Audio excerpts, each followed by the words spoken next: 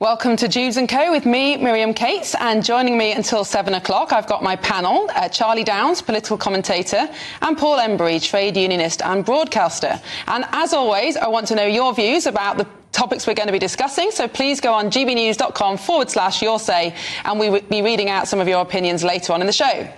Well, our first story tonight, Sir Keir Starmer has declined to rule out further tax rises before the next general election, despite Chancellor Rachel Reeves claiming less than 2 weeks ago that taxes will not increase again. Take a listen. I don't want to in any way suggest that we're going to keep coming back for more, because that isn't the plan. That so isn't the no more tax rises. So we did the tough stuff in order to stabilise, because what individuals and particularly businesses have said to me is, look, do the tough stuff, but then we need the degree of certainty. We need to know that things aren't going to materially change. So that's the approach we've taken.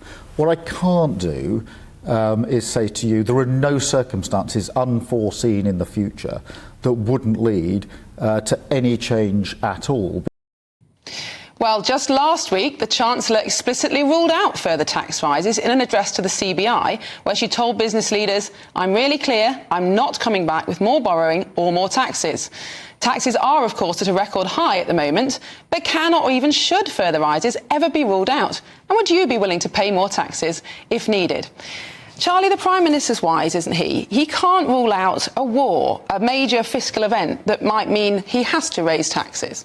No, he can't, and maybe it was down to Rachel Reeves, running her mouth saying that they're definitely not going to raise them again. Because, I mean, that in and of itself, it's not a great look, is it, to have a divided ruling class in that kind of way, where one person's saying one thing and the other is saying another. It's just not great. But my sort of stance on this, to be honest, is, look, tax is a necessary evil. And I'm actually a big believer in the idea that the state can be used to do positive things for a country, right? I'm not a libertarian. I think the state is a good thing.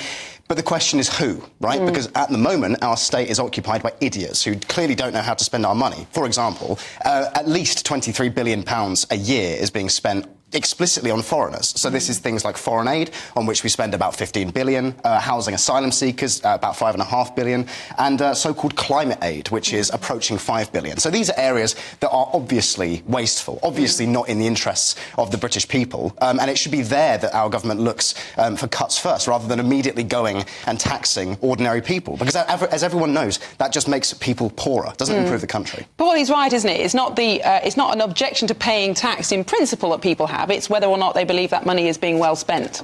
Yeah, and Keir Starmer took the only line that a Prime Minister, I think, can realistically take. You can't rule out tax rises for the next 4 to 5 years. It is possible there will be another pandemic, there may be a war, there may be another unforeseen event.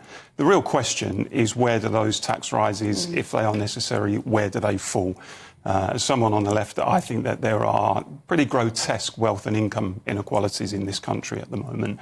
So if there are going to be taxes levied on a group of people at some point in the future, then I think it's imperative on a Labour government to say that they will be levied on the people who can bear those taxes. But if you're talking about wealthy people in terms of people who earn a lot of income rather than multinational corporations, let's put them in a separate box, then those wealthy people who are earning a lot of income have already been taxed extortionately, some would say, under the last Conservative government, incredibly progressive regime. The top 1% of income earners now pay 28% of tax. That's the highest share than ever before. Can you really squeeze any more out of that group of people? Miriam, I've got the stats in front of me. The 5 richest families in the UK are richer than the poorest 20% of the population. The top 1% of households have 230 times the amount of wealth as the poorest 10% of households. Now, I'm not somebody who believes in punitive taxation. I don't say we should tax people just for the sake of it, tax people until the pips squeak. But actually, by international standards, by European standards, we're not actually that heavily taxed. Certainly by our own standards, historically, it's higher than it has been historically. But if you look at countries in Europe, it's not particularly high by their standards. And I believe that there is scope for upping the taxation, frankly, on the multinationals. Yeah, I'm absolutely in favour of going for the multinationals and the people who employ very clever accountants who create loopholes and help them get away with not evading tax, but avoiding tax, and the richest people in society, like some of the families and households that I just talked about there, and actually looking for example, a windfall tax from the banks. I mean, the banks have made mega profits as a result of the interest rate rises over the last couple of years.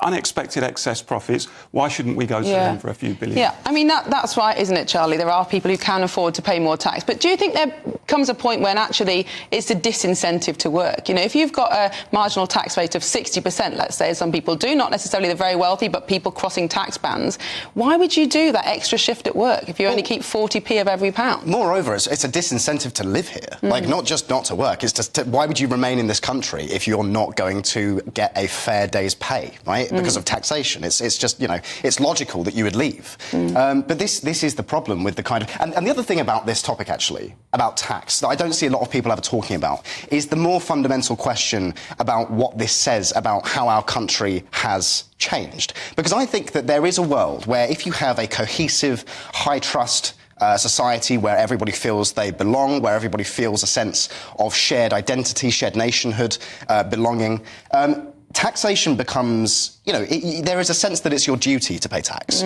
Because at the moment, we live in an economic environment where it's just understood in terms of profit and loss. If it's a net negative, I'm just going to leave. Do you think then that actually the personal tax allowance, the amount of money you can earn before paying tax, is actually too high? Too many people are taken out of the tax system. Shouldn't we have a much, much lower rate of tax, let's say 5 or 10%, but make sure that more people pay tax so that they feel part of the system and they are contributing? I don't disagree with that, but again, we first of all have to address the more fundamental issue of the fact that our nation doesn't really have much in the way of shared identity anymore, partly because of mass migration, but also because of, house building is something we're going to talk about later on today. You look at the way this country looks now, the built environment of this country, it's not somewhere that people feel proud of. And Paul, you were talking about inequality, and I agree that perception of inequality at the ground level is hugely important, because if people feel that there are people who are kind of getting one over on them and who are not paying their fair share, I think that leads to a real feeling of resentment, and perhaps rightfully so, among those people. And all the while we have that kind of cultural and social environment,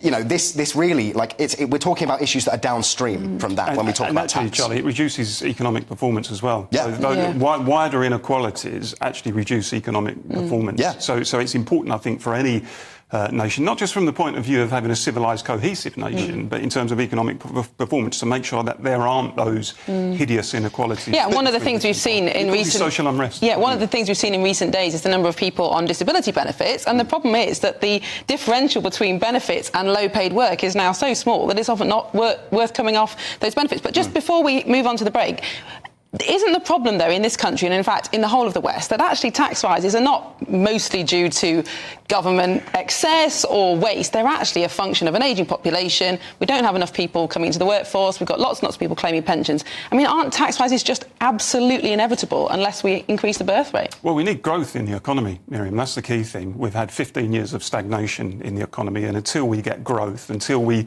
create that prosperity, we create that extra wealth, where we get more buoyant tax revenues as a result of that, then we're going to have problems. And the only way we're going to get growth, I've said on this show before, is by investment. I mean, this idea from Rachel Reeves, if we can't afford it, we can't do it, I think is completely back to front. Actually, you will be able to afford it if you invest and you create growth in the economy and you improve productivity and you increase your tax revenues, then you can afford stuff. So she's rewritten John Maynard Keynes, and not in a very good way, frankly. This kind of fiscal straitjacket she's put herself into, I think, is likely potentially to lead to a recession. And that's well, you have set us up perfectly for our next debate.